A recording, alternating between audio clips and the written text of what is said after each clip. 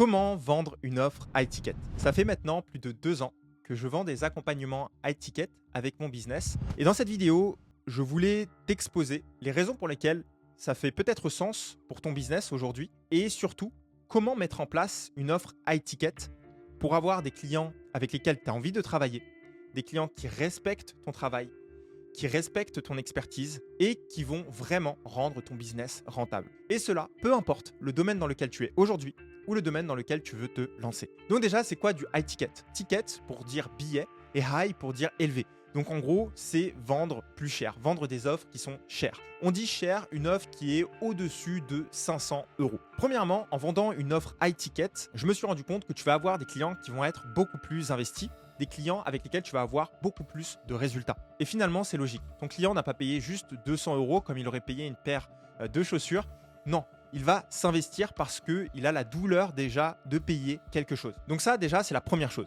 Ensuite, on ne peut pas vendre du high ticket si on ne propose pas une réelle transformation. Tous les autres produits que tu vas trouver en dessous de 500 euros, en général, ils vont te vendre une petite chose dont tu as besoin, une petite information dont tu as besoin. Des choses qui potentiellement tu pourrais finalement trouver sur Internet. Mais il faut savoir qu'une offre high ticket ne vend pas de l'information, elle vend réellement une transformation. En vendant une offre high ticket, et aujourd'hui peut-être que c'est l'une des choses dont tu as besoin dans ton business, finalement, tu as besoin de moins de clients pour pouvoir en vivre. En vendant une offre à 100 euros ou en dessous de 100 euros, tu as besoin d'une trentaine de clients peut-être pour pouvoir vraiment vivre de ton activité.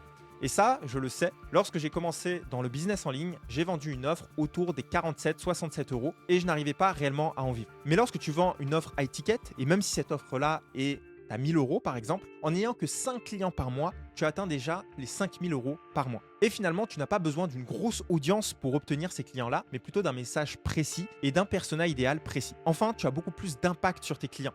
Tu n'es pas là juste pour leur vendre quelque chose à 47 euros ou 100 euros qu'ils vont acheter et puis peut-être jamais visionner parce qu'ils l'ont acheté sur l'urgence ou la pression. Et tu vas pouvoir les emmener, les accompagner vers une vraie transformation. Et troisièmement, c'est beaucoup plus rentable. Ça te demande moins de devoir poster tous les jours, de trouver des nouvelles stratégies de communication. Non, tu as un produit, c'est très clair, tu sais quoi vendre et finalement, c'est beaucoup plus rentable. Tu as des marges qui sont beaucoup plus élevées et du coup, tu es beaucoup moins stressé par rapport à ton business. Donc, je vais répondre à l'une des premières questions que beaucoup se posent, c'est déjà, je n'arrive pas à vendre mes offres à 100 euros, 200 euros. Comment est-ce que je peux vendre une offre au-dessus de 1000 euros, au-dessus de 500 euros? Et certains se disent aussi, dans mon domaine, je ne peux pas vendre plus cher. Du coup, je vais te donner quelques exemples de business et de clients que j'ai accompagnés. J'ai accompagné un coach en développement personnel qui vend des programmes entre 1500 et 2000 euros. J'ai accompagné un naturopathe qui vend des coachings entre 1500 et 2500 euros. Un coach de yoga qui vend des programmes personnalisés à plus de 2500 euros. Et un autre exemple, un coach en nutrition qui vend ses programmes de groupe à plus de 600 euros. Et la raison pour laquelle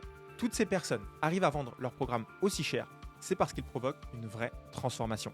Et tu vas voir dans cette vidéo comment est-ce que toi aussi, tu peux créer un programme pareil qui apporte une vraie transformation et que tu peux vendre beaucoup plus cher pour avoir beaucoup plus de marge, être plus serein dans ton business et pouvoir valoriser vraiment ton expertise. La première des choses, c'est que tu ne veux pas juste vendre une offre chère parce qu'on t'a dit de vendre une offre chère. Ça n'a absolument aucun sens.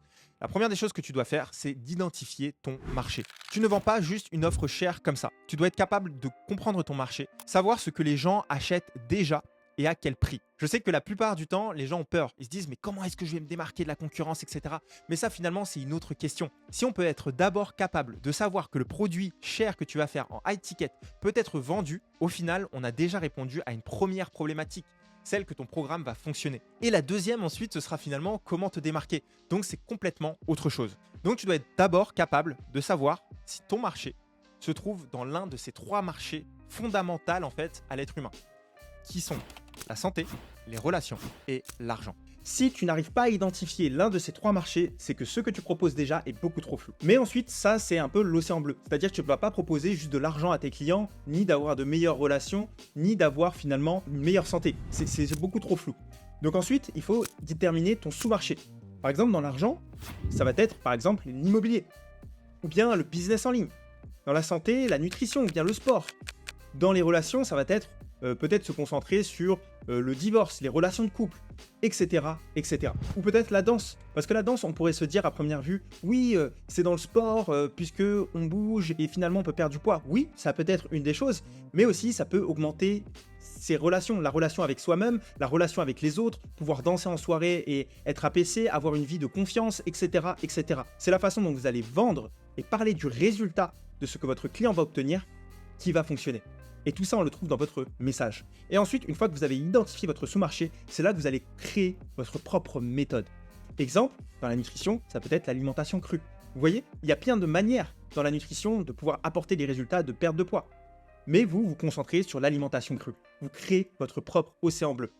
Tous les océans sont des océans rouges, c'est-à-dire où il y a plein de concurrence, où tout le monde veut sa part du marché, etc.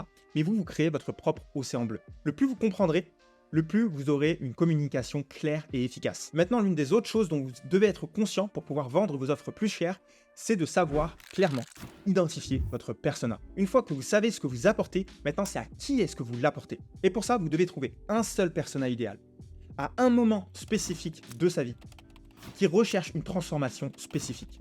Votre persona a vécu des choses. Votre persona a essayé des choses. Votre persona a des valeurs, a des intérêts.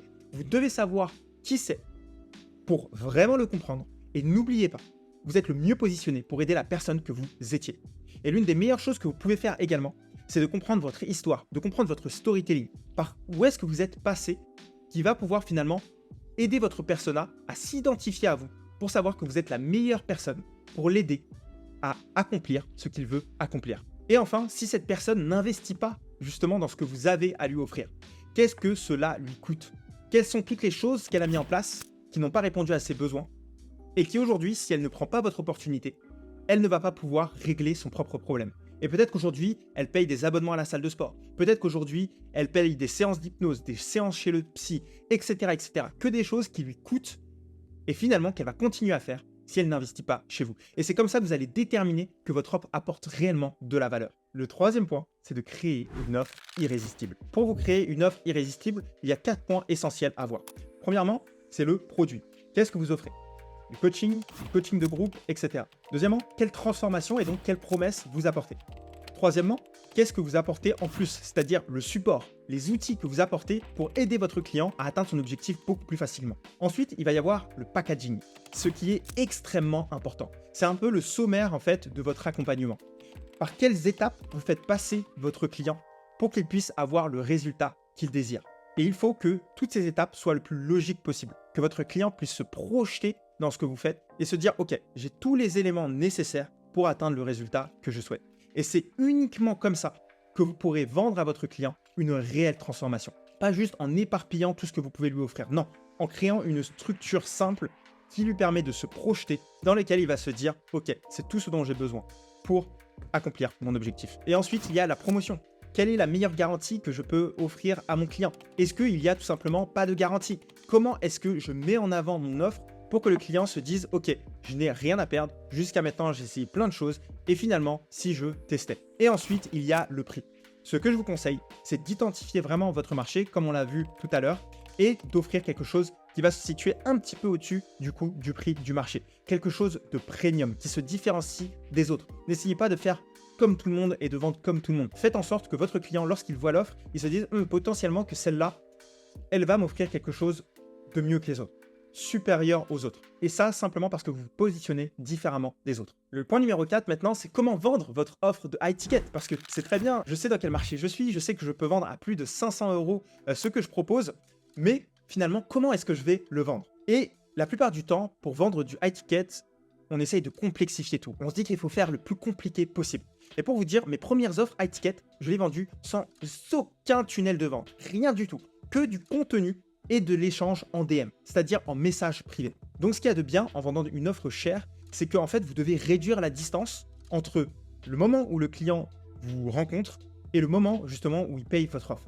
Vous n'avez pas à ajouter plein d'étapes spécifiques qui va venir complexifier justement le parcours. Faites-le si vous voulez vendre des produits qui sont peu chers. Mais finalement, lorsque vous vendez une offre chère, vous n'avez pas besoin de tunnels de vente compliqués, de choses compliquées à mettre en place. Non, votre branding suffit et la façon dont vous connectez avec votre client suffit.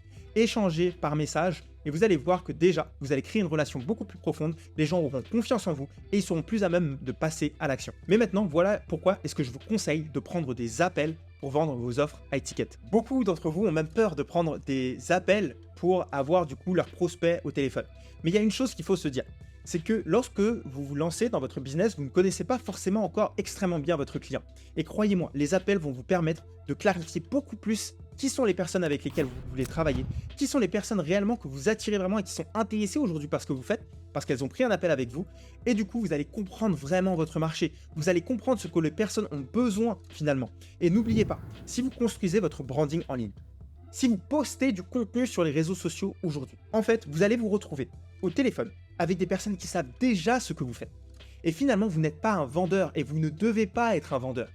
Ce que vous devez être, c'est la personne qui va aider son client ou son potentiel client à prendre une décision. Vous n'êtes pas là pour lui vendre. Finalement, la personne qui prend un appel avec vous, elle est déjà là pour passer à l'action. Elle a déjà un problème, elle l'a reconnu. Elle s'est dit que vous êtes peut-être potentiellement la meilleure personne pour l'aider.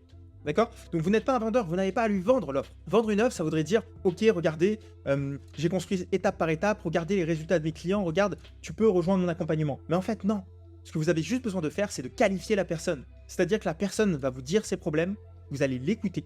Et finalement, vous allez décider si c'est la bonne personne ou non pour aller dans votre accompagnement. Et c'est ça qui va vous permettre de qualifier vos clients et d'avoir vraiment les clients que vous voulez. Vous êtes en position d'offreur. C'est vous qui avez quelque chose dont votre client a besoin. Et s'il vous appelle aujourd'hui, c'est pour justement régler ce problème-là. Et évidemment, au début, vos appels vont être catastrophiques. Mais c'est normal et c'est totalement OK. Vous allez en passer plusieurs, comprendre de plus en plus comment persuader votre public. Et vous allez voir, le plus vous comprendrez, le plus votre contenu sera impactant et le plus vous pourrez tranquillement développer votre business. N'oubliez pas, c'est une relation en tant qu'humain. Voyez les gens comme des humains qui ont des problèmes avec lesquels vous pouvez connecter. Et si vous faites ce genre de business aujourd'hui et que vous voulez vraiment avoir de l'impact, les appels sont aussi l'un des meilleurs moyens de communiquer avec son audience, de connecter en tant qu'humain et de lui vendre quelque chose qui va pouvoir transformer sa vie. Et enfin, le point numéro 5, choisir le bon prix. Et pour choisir le bon prix, pour vous aider à comprendre quel est le bon prix pour votre offre d'accompagnement, comme je vous l'ai dit un petit peu plus tôt, il faut que vous puissiez comprendre le coût qu'a la personne à ne pas travailler avec vous. Tout ce qu'elle pourrait mettre en place aujourd'hui dans sa vie et qu'elle met déjà en place aujourd'hui dans sa vie, qui ne lui apporte pas encore les résultats qu'elle veut. Et cela impacte non seulement son compte en banque, mais ça peut impacter également ses relations, ça peut impacter sa santé, etc. Si aujourd'hui, elle ne passe pas à l'action, elle ne décide pas de changer réellement, et bien derrière, qu'est-ce que ça lui coûte? Et également, conscientiser aussi votre revenu idéal. Par exemple, imaginons que vous voulez faire 5 000 € par mois. Aujourd'hui, imaginons que vous n'avez pas encore une grosse audience. Et ça marche même si vous avez plus d'audience finalement. Combien est-ce qu'il vous faut pour générer assez de revenus pour justement vivre tous les mois et potentiellement quitter le travail que vous avez, ou du moins ne plus être stressé par le travail que vous auriez à côté? Combien est-ce que cela représente? Vous fixez un prix en fonction de ça, et ensuite vous vous dites combien de clients il me faut simplement par mois pour justement gagner ce montant-là. Et finalement, vous allez voir que si vous vendez votre produit à 1000, 1500, il vous faut 3, 4 clients simplement pour vivre vraiment de votre activité. Et donc, c'est la raison pour laquelle le calcul est beaucoup plus simple lorsque vous êtes premium dans vos prix. Et la question à laquelle on peut se poser, c'est finalement, je ne vais pas pouvoir servir tout le monde si je vends des offres premium, si je vends des offres plus chères. Et bien, sachez juste une chose, c'est que parmi l'audience que vous allez développer grâce à votre personal branding, il va y avoir des gens qui vont tout simplement suivre votre contenu gratuit et qui vont avoir des résultats. Ils n'auront finalement pas besoin de vous parce que vous apportez un maximum de valeur et du coup vous impactez la vie d'énormément de personnes rien qu'avec votre contenu gratuit. Eh bien tant mieux. Et finalement, il va y avoir des gens qui veulent passer au niveau supérieur, qui veulent aller plus loin, qui conscientisent qu'ils ont besoin de vous et qui vont passer à l'action avec vous. Et c'est ça le truc génial, c'est que vous pouvez servir et impacter énormément de gens avec votre contenu, même si ces gens-là ne viennent pas travailler avec vous. Et finalement, vous n'avez besoin qu'une fraction de votre audience qui prend votre produit ou votre service pour pouvoir réellement en vivre. Et enfin, je voulais vous donner une méthode que m'a enseigné un de mes mentors et qui fonctionne très très bien, je trouve. C'est quelque chose que j'avais appliqué déjà depuis le début et sans m'en rendre compte finalement et qui fonctionne très bien. C'est que vous augmentez en fait vos prix au fur et à mesure. C'est-à-dire que vous pouvez vous dire que tous les 5 clients, vous augmentez de 20% par exemple le prix de ce que vous proposez. Et finalement, c'est une méthode pour se sentir à l'aise avec le prix qu'on met à la vente et ne pas se sentir stressé.